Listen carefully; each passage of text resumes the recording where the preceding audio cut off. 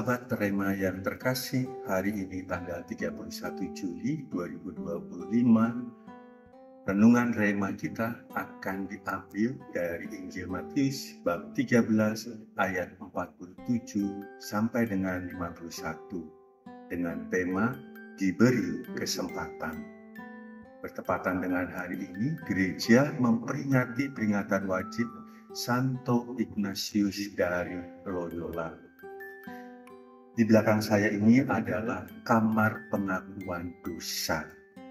Entah sudah berapa ratus atau ribu orang yang sudah menggunakan pengakuan dosa ini sebagai tempat untuk mengaku dosa kepada Allah. Dalam satu kesempatan seusai misa, ketika sharing berjumpa dengan seorang ibu yang mengungkapkan pengalamannya mengaku dosa.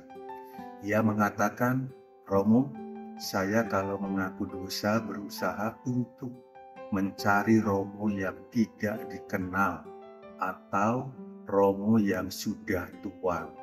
Mengapa demikian? Romo yang tidak dikenal dengan harapan romo itu tidak mengingat dosa ibu itu karena tidak tahu ibu itu dari mana. Sedangkan yang kedua, romo yang sudah tua diharapkan kurang pendengarannya sehingga tidak mendengarkan pengakuan dosa dengan baik. Tentu hal itu keliru. Karena apa? Setiap orang yang mengaku dosa itu bersifat rahasia. Seorang imam tidak boleh membocorkan rahasia pengakuan dosa. Dan setiap orang yang mengaku dosa dan keluar, ia menjadi orang yang baru, hidup yang baru yang dibebaskan dari dosa. Injil yang kita dengarkan hari ini berkisah tentang Yesus yang mengajarkan kerajaan Allah diumpamakan dengan pukat yang kemudian mengambil ikan yang begitu banyak dan mulai dipisahkan ikan yang baik dan ikan yang tidak baik. Ikan yang tidak baik akan dibuang, sementara ikan yang baik akan diambil. Hal itu ingin mengatakan kepada kita bahwa Tuhan pada akhir zaman nanti akan mengadili sikap hidup kita, tindakan kita. Maka selama hidup kita di dunia, kita masih diberikan kesempatan untuk melakukan hal-hal yang baik, untuk mengandalkan Tuhan, dan untuk selalu menyadari diri kita sebagai orang yang berdosa, orang yang selalu membutuhkan rahmat pengampunan dosa. Maka sakramen tobat mengajak kita sesungguhnya untuk menyadari kedosaan kita dan memperbarui hidup kita menjadi lebih baik. Santo Ignatius dari Loyola yang hari ini kita peringati telah mengubah hidupnya ketika ia mengalami peristiwa sakit selama 1 tahun ketika ia berperang mempertahankan benteng di Spanyol.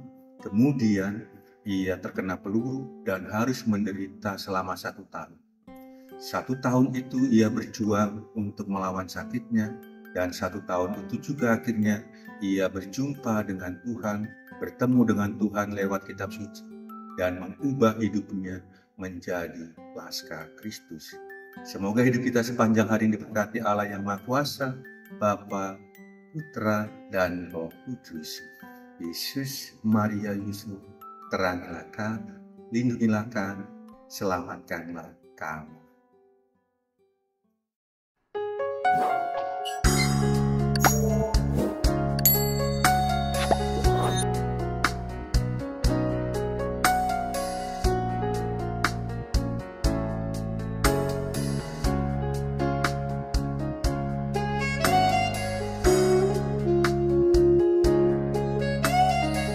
Sahabat Rema, sampai jumpa dalam program berikutnya.